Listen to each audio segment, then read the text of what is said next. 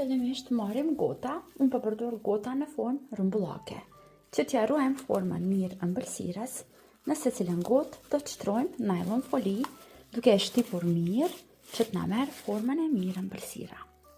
Mira e kësaj ëmbëlsire është se ju mund ta bëni atë sa keni nevojë ju, dhe unë sot këtë ëmbëlsirë po e përshtat për 4 persona, dhe në total kam bërë gati 4 gota të tilla.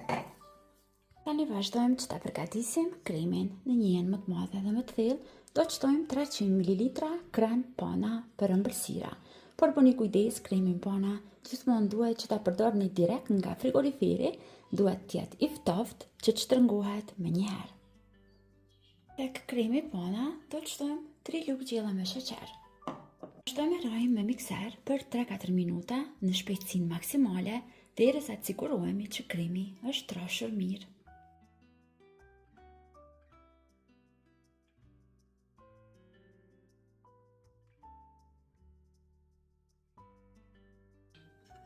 Pasi sigurohemi që e kemi përzier mirë kremin pana dhe na ka dalur një krem i fortë, vazhdojmë që brenda të shtojmë krem djathi. Por kremin e djathit unë zakonisht e zgjedh nga marka Pënar Labne, është shumë i mirë dhe të gjitha cheesecake-ët unë i bëj me këtë krem.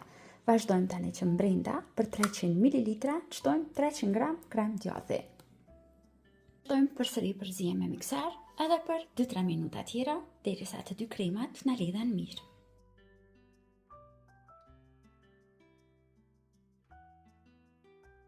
Kremin e kemi gati, tani vazhdojmë me pjesën tjetër të recetës.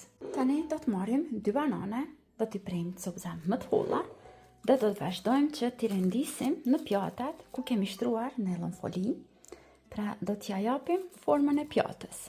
Vazhdojmë i rendisim kështu, derisa ta mbushim pjatën plot me bananet.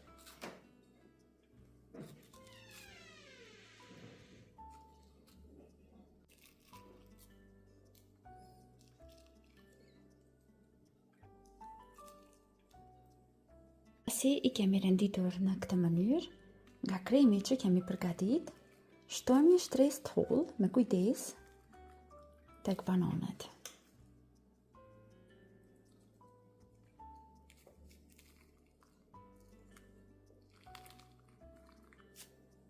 Tani marrim biskotat për tiramisu, i rrotullojmë në qumësht ftoftë për 2-3 sekonda, sa të na zbuten pak.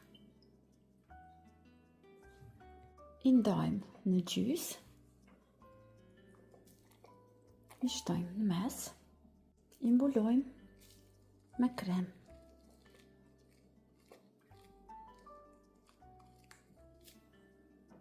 Dhe vazhdojmë në të mënyrë t'i përgatisim gjitha gotat. Me pjesën e mbjetur të nylon folis, i mbulojmë sipër që mos na thahet kremi. Në këtë mënyrë.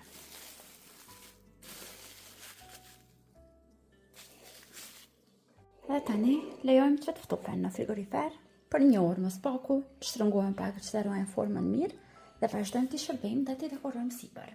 Dhe tani që janë ftofur ëmbëlsirat, vazhdojmë që t'i shtojmë në gota ku do t'i shërbejmë.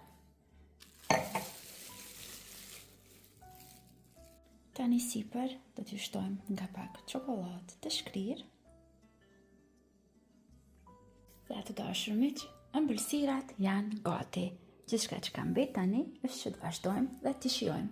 Shpresoj që do t'i provoni edhe ju dhe do ngjellni të kënaqur edhe nga shija e kësaj recete. Deri në video recetat e radhës, mbeteni të përshëndetur nga unë.